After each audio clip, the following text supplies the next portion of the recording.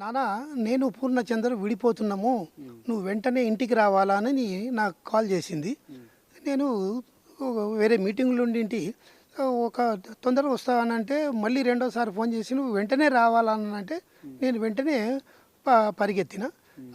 ఆమె ఫోన్లో మాట్లాడుతూ నాన్న నేను డ్యూటీకి వెళ్తాను, నువ్వు పూర్ణచంద్రతో మాట్లాడు అని అంటే లేలే నేను అట్లా ఒక్కరితో నేను మాట్లాడా, ఫస్ట్ నీతో మాట్లాడాలా, నీ కూతురు నీ అభిప్రాయం తెలుసుకున్న తర్వాతనే నేను ఆయనతో మాట్లాడతా, నువ్వు వెళ్ళకు నేను వచ్చేదాకా ఉండు అని అంటే ఆమె ఉన్నది. ఉంటే నేను ఇంటికి వెళ్ళాను. ఇంటికి వెళ్ళి కూతురుతో సపరేట్గా మాట్లాడినా. ఏంటిదమ్మా అని అంటే లేదు నాన్న మేము ఉండలేకపోతున్నాము, ఇద్దరం కలిసి ఉండలేకపోతున్నాము, నేను ఇక వేరేనే ఉంటాను అని నువ్వు ఖచ్చితంగా మరి గతంలో 2-3 సార్లు ఇలాగ గొడవపడ్డారు, వెళ్ళిపోతామని అనుకున్నారు. మరి ఈసారి కూడా మరి అలాగే ఉంటుందా ఏంటేమంటే లేదు నాన్న నేను పూర్తి నిర్ణయం తీసుకున్నా, ఇక ఉండలేను, నువ్వు ఆయనతో మాట్లాడే టైంలో కూడా నువ్వు ఆయన మా కలిసి ఉండమని నువ్వు మాట్లాడొద్దు అని నాకు ఖరాఖండిగా చెప్పేసింది. చెప్పిన తర్వాత బయటకు వచ్చి బయట కూర్చున్నాము.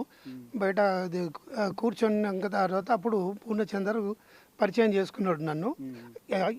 నేను మొన్నటి వరకు కూడా 26 నాటి వరకు కూడా ఆయన నేను చూడలేదు, ఆయనకు నాకు సంబంధం లేదు.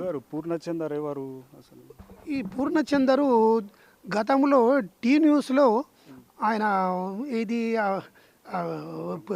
కల్చరల్ ప్రోగ్రామ్ ఇన్ఛార్జిగా ఉండే ఆయన. ఇన్ఛార్జిగా ఉంటూ ఇది తెలంగాణ అవి సాంగ్స్ అవిటిని వీడియోలు చేసుకుంటా అక్కడ దాంట్లో టీ న్యూస్కు అందించేవాడు.